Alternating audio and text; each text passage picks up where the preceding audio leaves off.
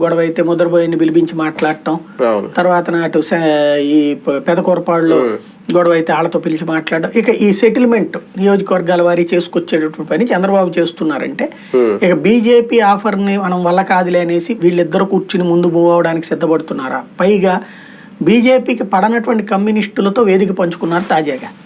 CPI Ramakrishna గారితో కలిసి వేదిక పంచుకున్నారు.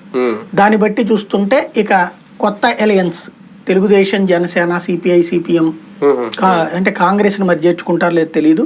కాంగ్రెస్ ని పక్కన పెట్టేస్తే బెటర్ ఏమో వీళ్ళకి కూడా, ఎందుకంటే కాంగ్రెస్ వచ్చిందంటే బీజేపీ గట్టిగా దొక్కుతుంది అనే రూట్ లో ఉంటే ఉండదు. సిపిఎం కాంగ్రెస్ కూడా ఒక జట్టు కట్టే అవకాశం ఉందనేది కూడా ఒక ప్రశ్న. అంటే సిపిఐ ఇటుకు వచ్చేస్తే సిపిఎం కాంగ్రెస్ కలిసి ఒక జట్టు కడతాయి. అప్పుడు బీజేపీ విషయం లెక్క తేల్చేసుకుంటే నిజంగా మీరు అన్నట్టు అభ్యర్థుల ఎంపిక వెళ్ళి చేసేసుకుంటా ఉంటే మరి అప్పుడు జనసేన ఎవరితో ఉన్నట్టు, ఎవరితో కలిసి నడుస్తున్నట్టు, బీజేపీని ఇంకా వదిలేసినట్టేనా? అంతే కదా. అంటే ఎన్డీఏ నుంచి బయటకు వచ్చానని చెప్పదు.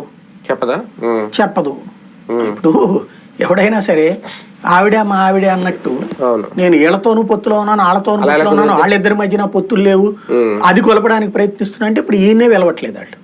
అవును, ఎందుకంటే నువ్వెవరు ఈ మధ్యలో డిసైడ్ చేయడానికి? నువ్వు డిసైడ్ చేసుకోవడానికి నీ పార్టీకి నీకు హక్కు ఉంది. అవతల మధ్య నువ్వు డిసైడ్ చేసేసేయడం ఏంటి?